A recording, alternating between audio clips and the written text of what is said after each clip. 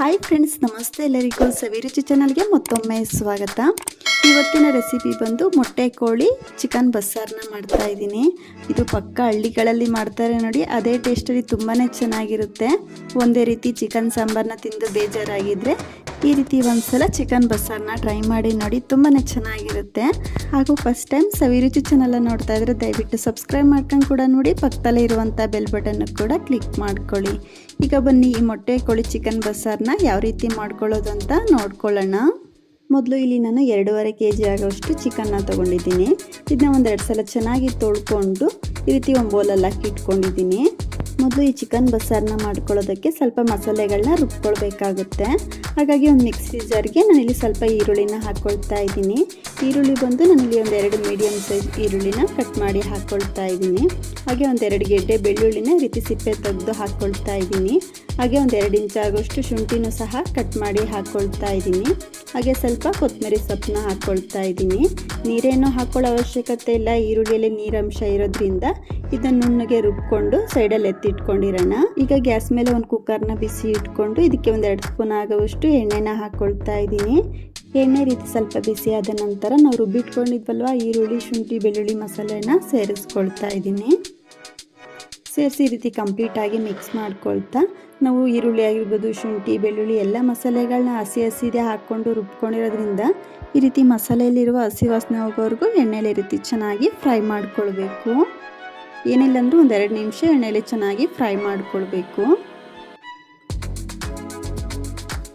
ನೋಡ್ತಾ ಇರ್ಬೋದು, ಈ ರೀತಿ ಶುಂಠಿ ಬೆಳ್ಳುಳ್ಳಿ ಮಸಾಲೆನ ಸಹ ಎಣ್ಣೆಯಲ್ಲಿ ಸ್ವಲ್ಪ ಫ್ರೈ ಮಾಡ್ಕೊಂಡಿರೋದಾಗಿದೆ.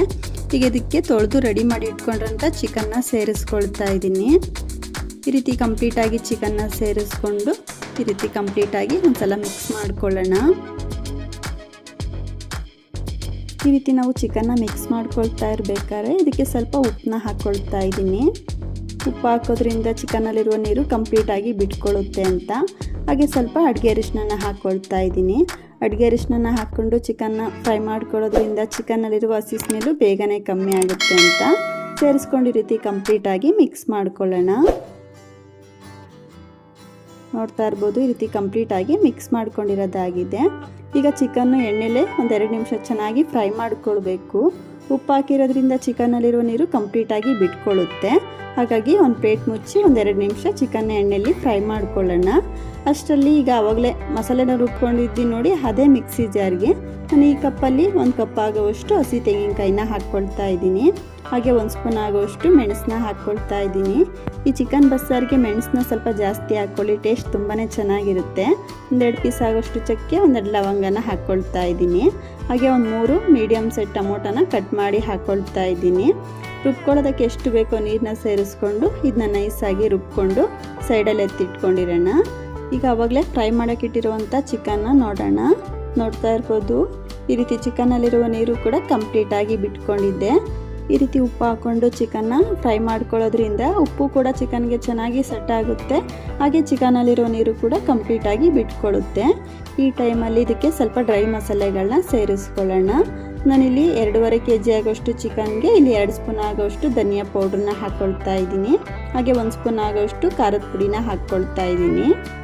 ಸೇರಿಸ್ಕೊಂಡು ಈ ರೀತಿ ಕಂಪ್ಲೀಟಾಗಿ ಮಿಕ್ಸ್ ಮಾಡ್ಕೊಳ್ಳೋಣ. ಈ ರೀತಿ ನಾವು ಡ್ರೈ ಮಸಾಲೆಗಳನ್ನ ಎಣ್ಣೆಗೆ ಹಾಕ್ಕೊಂಡು ಫ್ರೈ ಮಾಡ್ಕೊಳ್ಳೋದ್ರಿಂದ ಮಸಾಲೆಯಲ್ಲಿರುವ ಹಸಿ ವಾಸನೆ ಬೇಗನೆ ಕಮ್ಮಿ ಆಗುತ್ತೆ ಅಂತ. ಹಾಗಾಗಿ ಈ ರೀತಿ ಕಂಪ್ಲೀಟಾಗಿ ಒಂದ್ಸಲ ಮಿಕ್ಸ್ ಮಾಡ್ಕೊಳ್ಳೋಣ. ನೋಡ್ತಾ ಇರ್ಬೋದು, ಈ ರೀತಿ ಕಂಪ್ಲೀಟಾಗಿ ಮಿಕ್ಸ್ ಮಾಡ್ಕೊಂಡಿರೋದಾಗಿದೆ. ಈಗ ಒಂದು ಪ್ಲೇಟ್ ಮುಚ್ಚಿ 1 ನಿಮಿಷ ಮಸಾಲೆನ ಎಣ್ಣೆಯಲ್ಲಿ ಫ್ರೈ ಮಾಡ್ಕೊಳ್ತಾ ಇದ್ದೀನಿ. ನೋಡ್ತಾ ಇರ್ಬೋದು, ಮಸಾಲೆನೂ ಕೂಡ ಈ ರೀತಿ ಸ್ವಲ್ಪ ಫ್ರೈ ಮಾಡ್ಕೊಂಡಿರೋದಾಗಿದೆ. ಈ ರೀತಿ ಚಿಕನ್ನಲ್ಲಿರುವ ನೀರು ಕೂಡ ಡ್ರೈ ಆಗಿ ಮಸಾಲೆಯಲ್ಲಿ ಸೈಡಲ್ಲಿ ಎಣ್ಣೆ ಕೂಡ ಬಿಡ್ತಾ ಬರ್ತಾ ಇದೆ.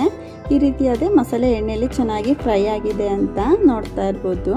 ಈ ರೀತಿ ನಾವು ಮಸಾಲೆನ ಎಣ್ಣೆಯಲ್ಲಿ ಚೆನ್ನಾಗಿ ಫ್ರೈ ಮಾಡ್ಕೊಳ್ಬೇಕಾಗುತ್ತೆ.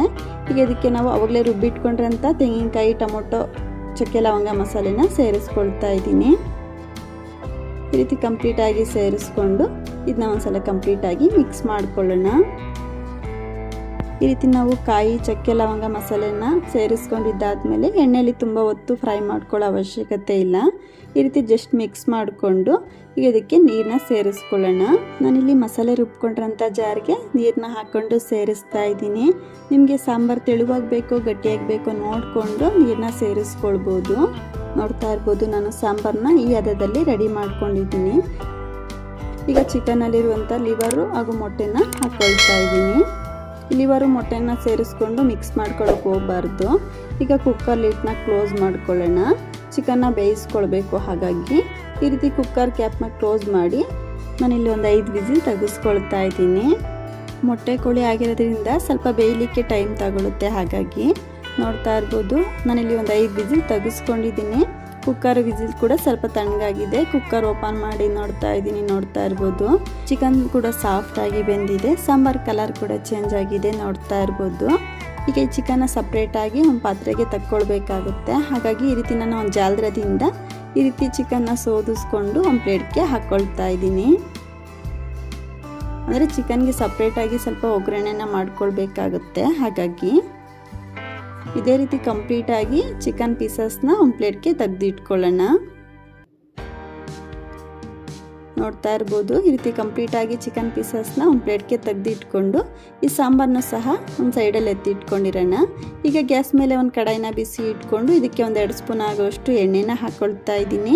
ಎಣ್ಣೆ ಸ್ವಲ್ಪ ಬಿಸಿ ಆದ ನಂತರ ಇದಕ್ಕೆ ಸ್ವಲ್ಪ ಕಟ್ ಮಾಡಿ ಇಟ್ಕೊಂಡಂಥ ಈರುಳ್ಳಿ, ಹಾಗೆ ಸ್ವಲ್ಪ ಕಟ್ ಮಾಡಿ ಇಟ್ಕೊಂಡಂಥ ಕ್ಯಾಪ್ಸಿಕಮ್ಮು, ಹಾಗೆ ಸ್ವಲ್ಪ ಕರ್ಬೇವಿನ ಸೊಪ್ಪು, ಹಾಗೆ ಒಂದೆರಡು ಹಸಿಮೆಣಸಿನ್ಕಾಯಿನ ಸಹ ಈ ರೀತಿ ಮಧ್ಯಕ್ಕೆ ಕಟ್ ಮಾಡಿ ಹಾಕ್ಕೊಂಡು ಈರುಳ್ಳಿ ಕ್ಯಾಪ್ಸಿಕಮ್ನ ಎಣ್ಣೆಲೆ ಚೆನ್ನಾಗಿ ಫ್ರೈ ಮಾಡ್ಕೊಳ್ಳೋಣ. ಈ ರೀತಿ ಈರುಳ್ಳಿನ ಫ್ರೈ ಮಾಡ್ಕೊಳ್ಬೇಕಾದ್ರೆ ಇದಕ್ಕೆ ಒಂದು 2 ಚಿಟಿಕೆ ಆಗೋಷ್ಟು ಅಡುಗೆ ಅರಿಶಿನ ಸೇರಿಸ್ಕೊಂಡು ಈ ರೀತಿ ಎಣ್ಣೆಯಲ್ಲಿ ಚೆನ್ನಾಗಿ ಮಿಕ್ಸ್ ಮಾಡ್ಕೊಳ್ಬೇಕು. ಈ ರೀತಿ ಕಂಪ್ಲೀಟಾಗಿ ಮಿಕ್ಸ್ ಮಾಡ್ಕೊಂಡಿದ್ದಾದಮೇಲೆ ಈಗ ಇದಕ್ಕೆ ನಾವು ಸಪ್ರೇಟಾಗಿ ಎತ್ತಿ ಇಟ್ಕೊಂಡಿರೋಂಥ ಚಿಕನ್ನ ಸೇರಿಸ್ಕೊಳ್ತಾ ಇದ್ದೀನಿ.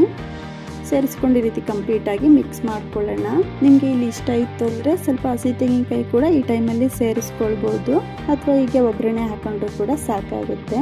ಈ ರೀತಿ ಚಿಕನ್ಗೆ ಒಗ್ಗರಣೆ ಸಪ್ರೇಟಾಗಿ ಹಾಕ್ಕೊಳ್ಳೋದ್ರಿಂದ ಒಳ್ಳೆ ಫ್ಲೇವರ್ ಕೊಡುತ್ತೆ. ನೋಡ್ತಾ ಇರ್ಬೋದು ಈ ರೀತಿ ಕಂಪ್ಲೀಟಾಗಿ ಮಿಕ್ಸ್ ಮಾಡಿಕೊಂಡು ಇದಕ್ಕೆ ಸಣ್ಣ ಸಣ್ಣದಾಗಿ ಕಟ್ ಮಾಡಿರುವಂಥ ಸ್ವಲ್ಪ ಕೊತ್ತಂಬರಿ ಸೊಪ್ಪನ್ನ ಸೇರಿಸ್ಕೊಂಡ್ರೆ ತುಂಬಾ ಸೂಪರ್ ಆದಂಥ ಮೊಟ್ಟೆ ಕೋಳಿ ಚಿಕನ್ ಬಸ್ಸಾರು ರೆಡಿನೇ ಆಗೋಗ್ಬಿಡುತ್ತೆ. ಖಂಡಿತ ನೀವು ಕೂಡ ಮನೆಯಲ್ಲಿ ಒಂದ್ಸಲ ಟ್ರೈ ಮಾಡಿ ನೋಡಿ. ನಿಮ್ಗೆ ಹೇಗೆ ಬಂತು ಅಂತ ಕಮೆಂಟ್ ಮಾಡಿ ತಿಳಿಸಿ. ಇವತ್ತಿನ ರೆಸಿಪಿ ನಿಮ್ಮೆಲ್ಲರಿಗೂ ಇಷ್ಟ ಆಯಿತು ಅಂದ್ಕೊಳ್ತೀನಿ ಫ್ರೆಂಡ್ಸ್. ಇಷ್ಟ ಆದರೆ ಈ ವಿಡಿಯೋಗನ್ನು ಲೈಕ್ ಮಾಡಿ, ಶೇರ್ ಮಾಡಿ, ಹಾಗೂ ಇನ್ನಷ್ಟು ಈಸಿ ರೆಸಿಪಿಗಾಗಿ ಸವಿರುಚಿ ಚಾನಲ್ ಸಬ್ಸ್ಕ್ರೈಬ್ ಮಾಡ್ಕೊಂಡು ಕೂಡ ನೋಡಿ. ಪಕ್ಕದಲ್ಲೇ ಇರುವಂಥ ಬೆಲ್ ಬಟನ್ ಕೂಡ ಕ್ಲಿಕ್ ಮಾಡ್ಕೊಳ್ಳಿ. ಇನ್ನೊಂದು ಒಳ್ಳೆ ರೆಸಿಪಿಯೊಂದಿಗೆ ಸಿಗೋಣ. Thank you.